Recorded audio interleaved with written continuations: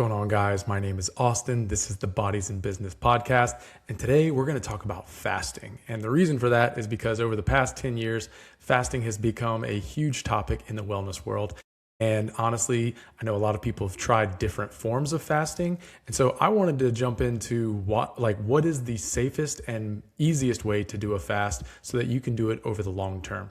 All right, so we're going to just hop right in to the optimal fasting protocol that I've learned from guys like Valter Longo, Sachin Panda, Jason Fung, and then also Mark Madsen. The list goes on. But they say that the safest way to do a fast is to fast for at least 12 to 14 hours.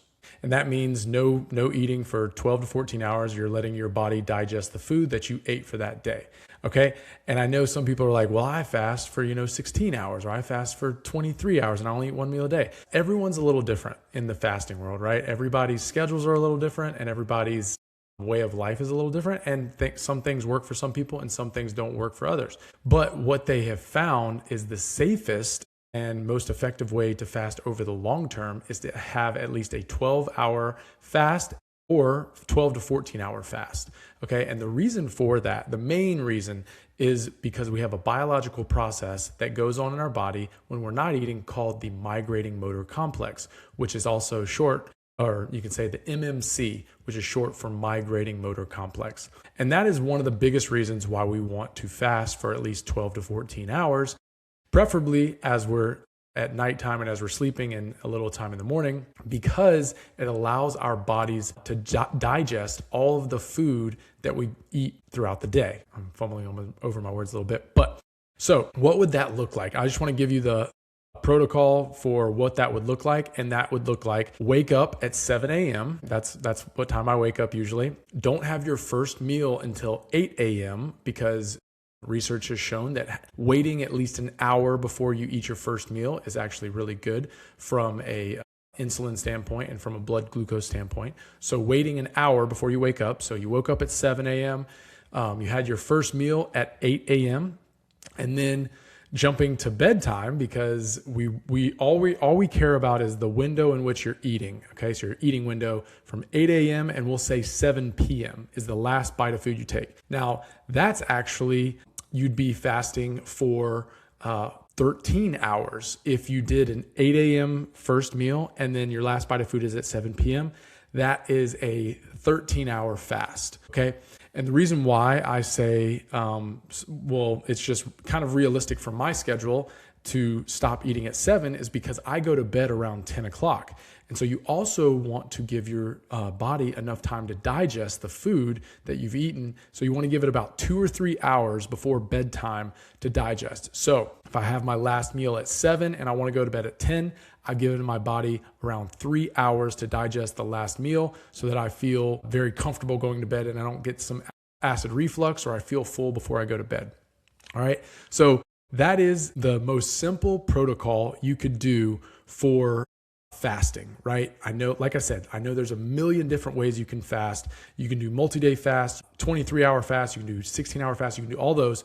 But from the research, you need to be able to do this over a long period of time because it's very good for your digestive system and also just for your circadian rhythm to be on a good eating schedule. All right. So that's why I wanted to upfront give you the optimal protocol for fasting. And then we can jump into some reasons why that is super helpful from the migrating motor complex side. And then one thing I thought was kind of funny is jumping into why that is the case is because we've always just focused on food. We didn't really focus on like when we should be eating, right? Because our focus has been on what we should be eating. And when I saw a video by Sachin Panda, it was actually a TEDx video that he did about like 7 or 8 years ago at this point. He talked about how when we eat is just as important as what we're eating. And he's done a ton of research down in the Salk Institute in San Diego to show that when we eat really matters, right? It's not just about what we eat. And he did a lot of tests on rats and human studies to show that when people are in a 10 to 12 hour eating window, no matter what their diet is, they actually can lose weight just by having an eating window that is around 10 to 12 hours, which is pretty cool to think. think about is because, your diet does matter and what you eat definitely matters. You want to put some good food in your body. But a lot of times people don't realize that you don't have to have a perfect diet, and there's no such thing as a perfect diet. So you're always going to be trying to figure out what's the best diet for you, especially in the beginning of your wellness journey. So that is why that eating window and your fasting should be set in time so that you can try out some different foods and different diets while you're trying to figure out what diet works best for you. And so one variable that is very attainable is to have an eating window that is 12 hours or less, or have a eating window that's 10 hours. It's up to you. You don't have to go super extreme with your eating window in the beginning, because we don't want this to be a miserable time for you. And we want it to line up with your everyday routines, right? If you have, let's say, a 4 to 6 hour eating window, and it's, from noon to maybe 6 o'clock at night, and you're absolutely starving at 10 or 11 in the morning, and you're like, oh, I can't break my fast.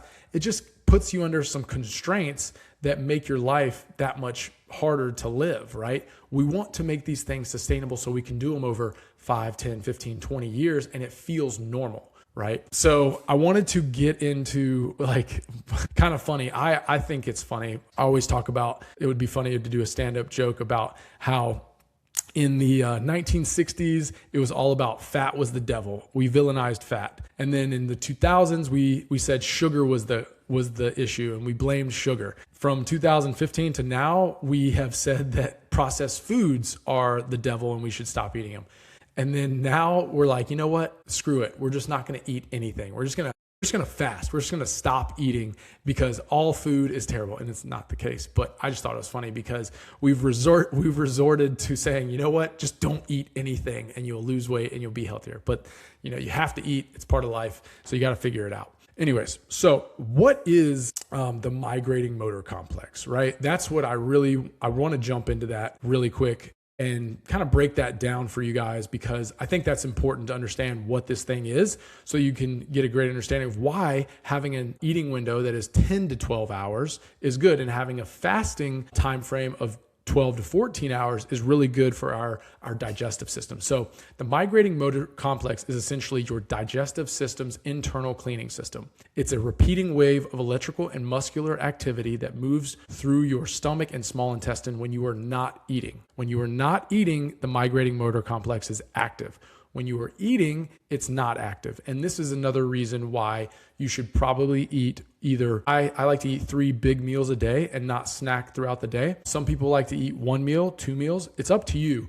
But the grazing throughout the day and just eating like really small snacks maybe throughout the day doesn't allow your migrating motor complex to really kick in and turn on and work really, really well.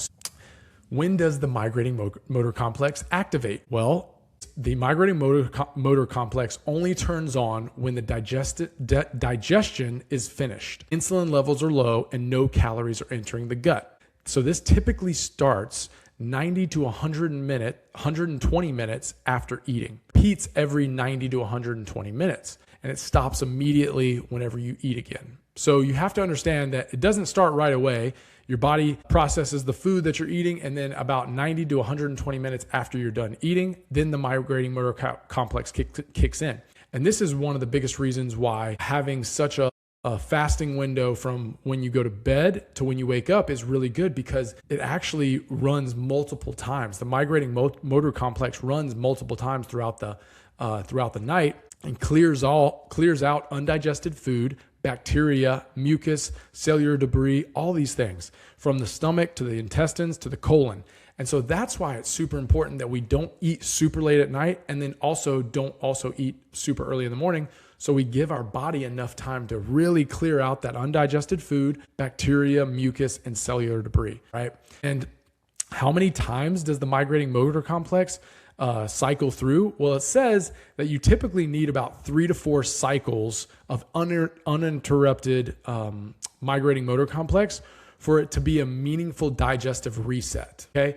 So if you think about that, if it happens every 120 minutes, potentially, that's 2 hours. And if it runs for 4 cycles, that's 8 hours, just your body doing this migrating motor complex thing, just so that we can get our gut completely balanced out. So Why does it do this? Because when one cycle clears part of the upper GI tract, subsequent cycles progressively move material further down your digestive system, and then multiple waves are required to fully clear residual contents and bacteria. All right. So that's just good to know.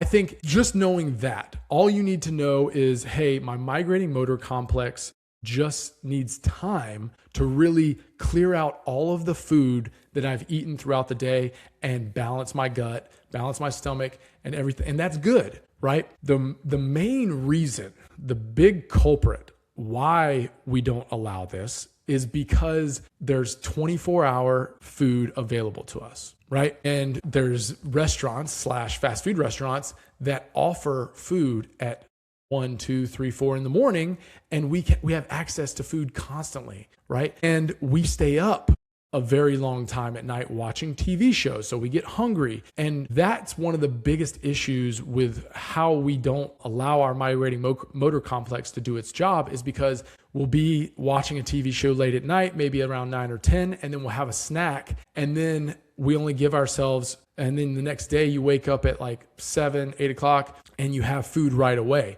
Well, you've only allowed your body to digest food for around 10 hours at that point, and your body hasn't fully digested all the food that's been sitting on you all night. So that's just a really big issue that we've had, is that late night snacking is something that kind of sits on us. It doesn't mean it's the worst thing you could do, but it's just something to think about, right? The later we stay up watching our shows, the later we honestly are more capable or more prone to eating snacks, and then we aren't delaying the migrating motor complex process. So I think I have belabored the point of why the migrating motor complex is so important, why you need to fast for at least 12 to 14 hours every single day. Most days, 99% of the time, you should be fasting for about 12 to 14 hours, right? And this is why when you eat matters just as much as what you're eating. And also our world, our environments are set up not to help us with this sometimes, right? So just knowing that, hopefully that helps you make better decisions of when you're eating, what time you're eating, and that will help you try to, and it helps on your longevity journey, because just knowing that allows you to make better decisions either in the morning or at night, late at night, and you can start to schedule your meals so that they fit within that window. Okay, so that's it. I really just wanted to break down that big thing about the migrating motor complex, because that is the biggest driver for why we need to allow our bodies to really digest all this food. Don't get me wrong, what you eat matters, okay? But right now, in a world of abundance, in a world where we can eat 24/7, we need to start limiting ourselves to that 10 to 12 hour eating window and do that on a consistent basis. All right, guys, hopefully that's helpful. If you have any questions about fasting, I'd love to answer them. Yeah, that's all I got for you today. Thank you so much. Get after it.